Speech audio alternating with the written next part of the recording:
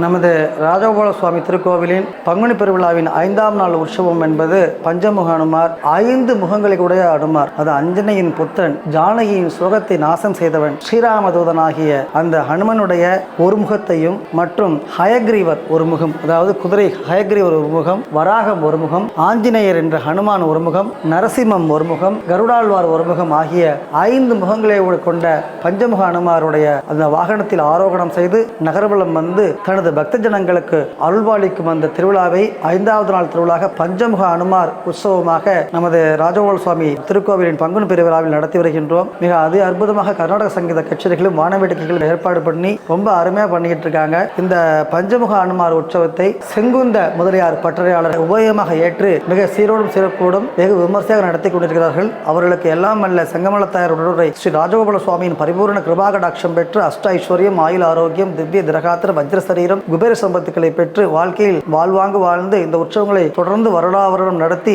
பக்தி பெருக பண்ண வேண்டும் என்று எல்லாம் அல்ல ஸ்ரீவித்யா ராஜகோபால சுவாமியை பிரார்த்தித்துக் கொள்கிறோம். நன்றி, வணக்கம்.